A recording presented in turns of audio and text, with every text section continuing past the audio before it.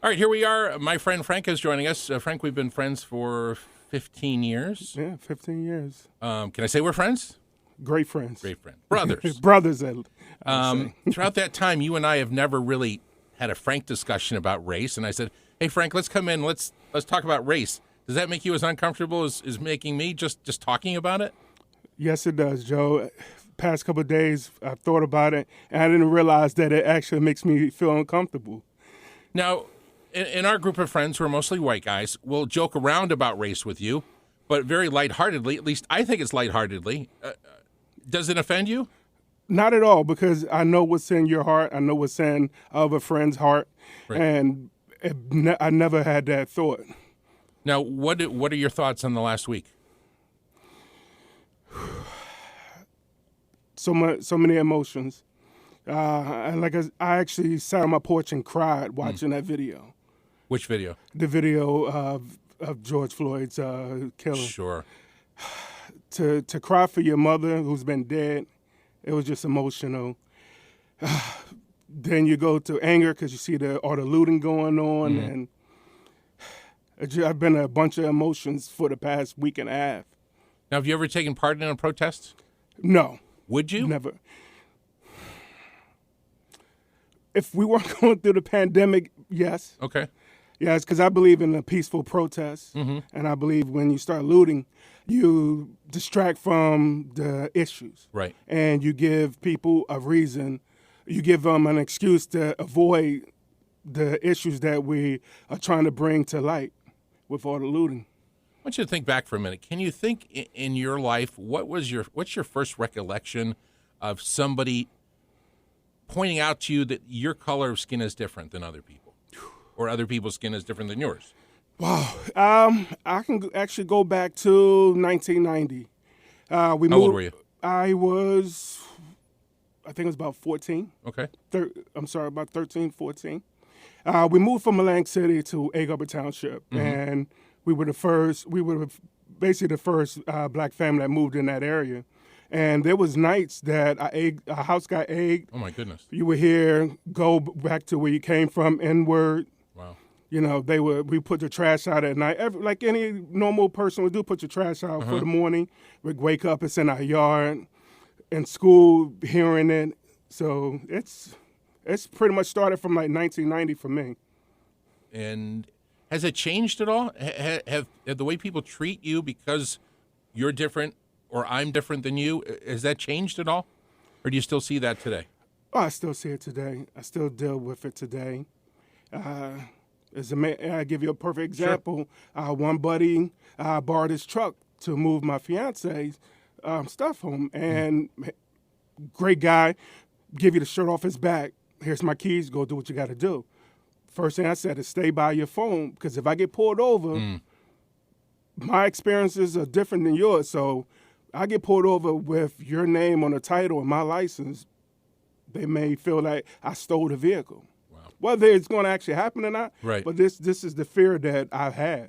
Wow. You know, these are fears that my father's had. One of his fears he's always talked about was when I turned 17 and got my license, that was his true fear, that I could take the car and I may not come home. No, we're talking like 93. Right. So you were taught, I guess, early that things are different for some people. yes, very different.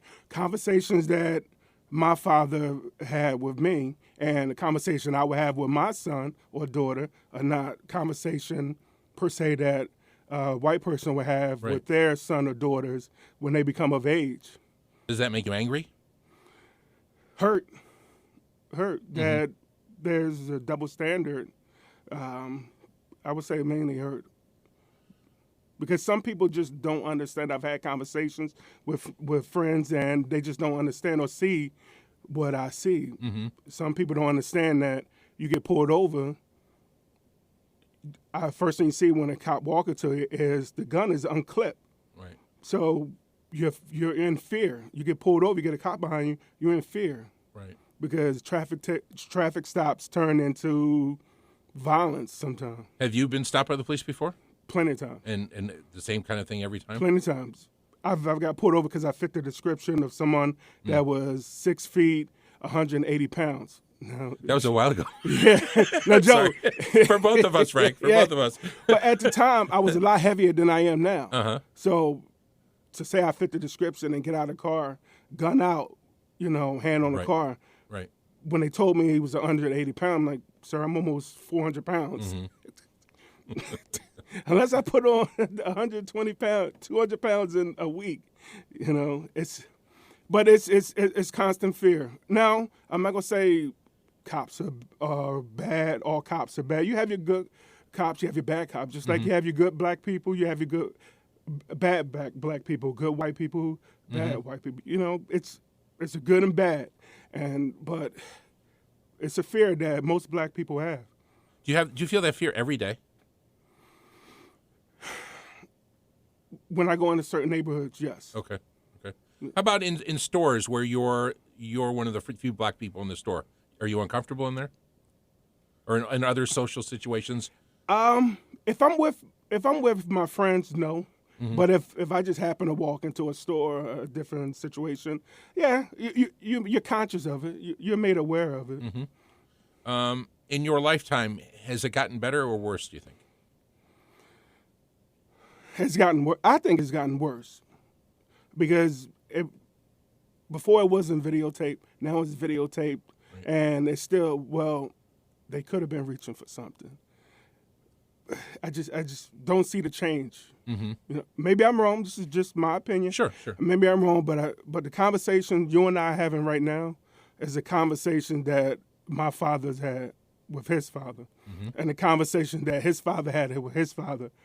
So it was never a period where we didn't have this conversation, and I think it's going to continue to happen until we address it, and everybody see that there is an issue. What do you think is the solution? More communication and understanding. Because I give you an example of the flag. Let's just use the flag for a quick second. Sure. The flag to you means proud to be an American, liberty and justice. Correct. But if you flip it to, let's say, a minority, it's maybe filled with pain, hurt, and not living up to injustice for all. Right. And people have to see that okay, I may be living great and reap all the benefits, but what is everybody else? How is everybody else living? With the whole football kneeling. Understand that your justice and what you see is not what I see. Right. You I heard the state of New Jersey in the last week or so has approved in schools that they're going to focus on global warming and teach kids global warming. And I'm like, why can't we teach kids how to get along? That you and I are no different. That teach us communication skills. Yeah. Instead of worrying about global warming. Well, I think racism is taught. I saw something on Facebook. A guy had called his son into the room. Son couldn't be no more than 9 years old. So white kid. And his father showed him a picture on the TV, and it was 4 little kids. One was black, one was white. And he asked his son, "What do you see?" And one picture, he goes, "I see a little kid and a little girl hugging." He said, "Okay, what do you see in the next one?" The girl's giving him a kiss. What do you see in the third one? The grass is high. And the fourth, he said, they're just holding hands. He said, "You don't see nothing else?" No, he's laughing at his dad. "What? I don't see nothing." Right. And they're black and white kids. And, and that just showed that it's taught. Like, he don't understand that that's a black kid, that's a white kid, and they're holding hands together. So, Frank, what scares you in terms of race or situations? What scares me is one day we'll get to a point where it will become a race war. That is a fear that I have, is that it's going to boil over, and to the point where talking is over. It's going to be action. And that's a fear because not everybody's bad. Right. You know, I was brought up to love everybody, regardless of what they do. You still find the good in a person, and that fears me. That is a fear that I have. It's a fear that I have to have. That I'm gonna have to have this conversation 10 years from now with somebody. Right. That's a fear because Fear that nothing changes. nothing changes. Right. You know, I think that we're living in a moment of George Floyd, and everybody's feeling the pain. But my question is, what's next? Right. How do we Where do we fix go it? from here? Where do we go from here? And conversations like this need to be had because these are conversations you might not have had with someone black or any minority. And seeing that point, like the whole Kaepernick kneeling, those are conversations I try to have with people, but I always got stopped. The disrespecting the flag, flag. Sure.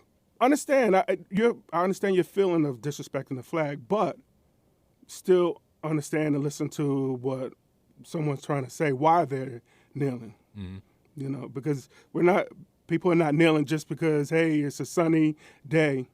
Now, if Kaepernick or anybody kneeled and put up their middle finger, okay, that's a little far. That's a little much for me. I can't get on that train. Gotcha. So you're certainly against looting. Very much. Oh, Crazy. pisses. Sorry. That's all right. Go ahead. It drives me crazy because you're destroying your own community. And I had a conversation. Someone put on Facebook, burn it, Atlantic City, burn it all down. Wait, I work there. Right.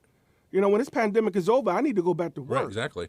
People that work at the Nike outlet need to go back to work. Guests, they need to go back to work.